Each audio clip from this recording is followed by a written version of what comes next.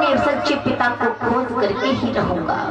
धन्य है ऐसी माँ को, धन्य है ऐसे पुत्र को, जिस माँ ने अपने बेटा को इतनी छोटी उम्र में अगर ऐसा ज्ञान दिया हो। वो माँ कोई साधारण माँ नहीं हो सकती है।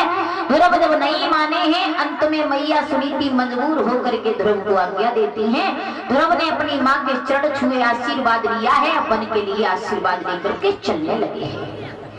जैसे ही बन के लिए चले हैं, इधर ये खबर महाराज उत्तानपाद को लगी है कि आज ध्रुव राज्य को छोड़ करके और जंगल में भजन करने जा रहा है। उसी समय उत्तानपाद ने मंत्री को भेजा और कहा ध्रुव को लौटा करके वापस ले आओ। ध्रुव से कह देना कि आज से ही तुम्हें महलों में रहने के लिए जगह दी जाएगी, वन के लिए मत जाओ।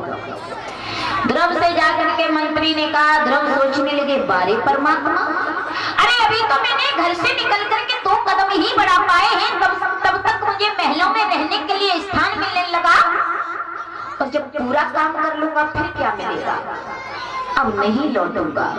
ध्रुव ने कहा, मुझे महलों में रहना पसंद नहीं है, मैं नहीं जाऊंगा, जाकर के बोल देना। फिर भेजा है मंत्री को। उत्तानपाद ने कहा कि ध्रुव से कह देना कि आज से उसे अच्छे अच्छे भोजन पकवान खाने के लिए मिलेंगे, लौट आएगा महलों में। फिर ध्रुव ने मना कर दिया, जवाब दिया मैं बिल्कुल नहीं लौटूंगा। फिर भेजा है उत्तानपाद ने मंत्री से कहा कि जाकर के ध्रुव से कह दो कि आज से ही उसे आधा राज्य दिया जाएगा, आकर के अपना आधा राज्य संभाले। ध्रुव को जब ये बात पता चली कि आज से ही आधा राज्य मिलने लगा, मंत्री ने जाकर के कहा, ध्रुव ने कहा मुझे आधा राज्य बिल्कुल कुछ नहीं चाहिए, और मैं तो अपने परम पिता की खोज करने जा रहा हूँ, जाकर के महाराज से कह देना। ध्रुव नहीं लौटे हैं। जब नहीं लौटे, चलते चलते जंगल में पहुंचे। जंगल में जाकर के ध्रुव की ब्रह्मा पुत्र देवर्षि नारद जी से भेंट हुई है।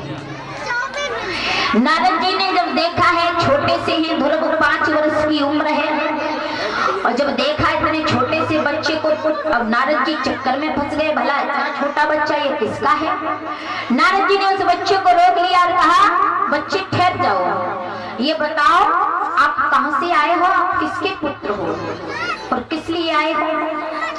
ध्रुव ने कहा, बाबा जी हम काम से ही आए हैं, क्या आपको कोई मतलब है। नारद जी ने कहा, हाँ मतलब तो है, पहले आप अपने परिचय दीजिए कि आप कहां से आए हो। ध्रुव से जैसे कहा तो ध्रुव ने पूरा परिचय बताया कि मैं उत्तानपाद का पुत्र हूँ, मेरी माँ का नाम है सुनीति, और मैं अब जंगल में आया हूँ अपने पिता को ढूंढने के लिए। पिता? हाँ। जंगल में तुम्हें किसने तुम्हारा पिता बता दिया? जब आपने अपने सच्चे पिता की खोज करने में जंगल में आया हो, वो मेरी मैया ने मुझे बताया है। कहा, क्या नाम है आपकी मैया का? सुनीति। नारद जी समझ गए कि सुनीति के पुत्र पैदा हो गया, और ये वही पुत्र है जो मैंने वचन दिया था। बहुत खुश हुए हैं नारद जी, और नारद जी ने जवाब दिया है, ध्रुव के सर पर हाथ फिराया, कहा, धन्य हो बेटा, जो तुम्हारी माँ ने तुम्हें जन्म देकर के तुम्हें ऐसी शिक्षा दी, ऐसा ज्ञान कराया कि जाओ तुम अपने पिता की खोज करना। बड़ी सुंदर बात है, तुम्हारी माँ का बहुत बहुत धन्यवाद करेंगे।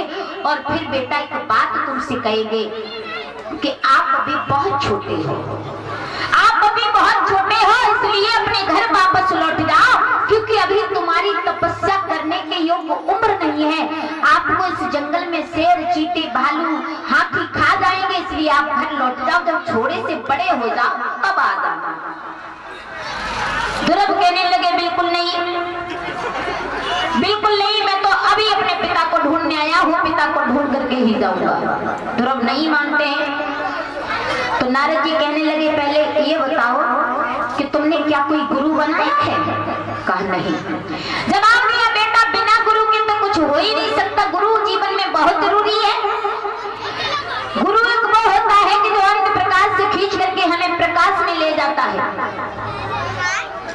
तो हमें गुरु बनाना बहुत जरूरी है, पहले कोई गुरु बनाना, उसके बाद आना।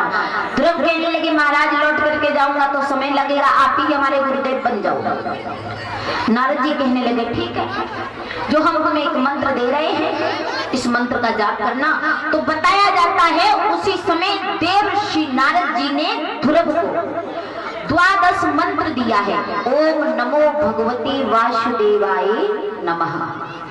द्वादश मंत्र देकर के कहा बेटा जाओ। ध्रुव ने अपने गुरुदेव से गुरुदक्षिणा ली है और उसके बाद आशीर्वाद लिया है, चरण छुए हैं और लेकर के वहां से द्वादश मंत्र चले हैं। नारद जी ने कहा इस मंत्र का जाप करना, तुम्हें तुम्हारे परम पिता परमेश्वर के दर्शन अवश्य हो जाएंगे। आज ध्रुव वहां से चले जाते हैं धीरे धीरे